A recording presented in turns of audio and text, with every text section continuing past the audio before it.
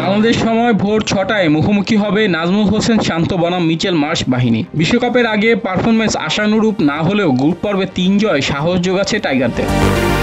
আগামীকাল বাংলাদেশের ম্যাচটি হবে অ্যান্টিগার ভিয়ান রিচার্ডস স্টেডিয়ামে। সুপার 8-এ নিজেদের প্রথম ম্যাচে আগামীকাল অস্ট্রেলিয়ার বিপক্ষে মাঠে নামবে টাইগাররা। তার আগে সংবাদ সম্মেলনে চন্দ্রিকা হাথুরুসিংহে নিজেদের পরিকল্পনার কথা জানান।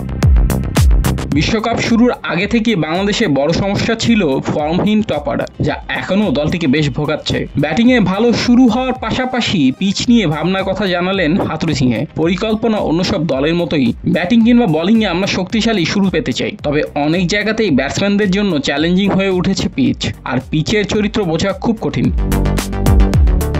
পিচের আচরণ বদলে গেছে বলেও ভাবতে হচ্ছে টাইগার কোচদের। তবুও পিচের আচরণ বুঝে ব্যাটিং বোলিং এ ভালো পারফর্ম দেখাতে চান শিষ্যদের কাছে। আমরা ভেবেছিলাম সেন্ট ভিনসেন্টের পিচ ভালো হবে, কিন্তু সেটাও খুব কঠিন হয়ে উঠলো। বোলিং বান্ধব হয়ে উঠলো সেটি শুধু পেস কিংবা স্পিন নয়, দ্রুততেই। তাই আমাদের পরিকল্পনা হলো ব্যাটিং বা বোলিং যেইটাই হোক শুরুটা ভালো করা।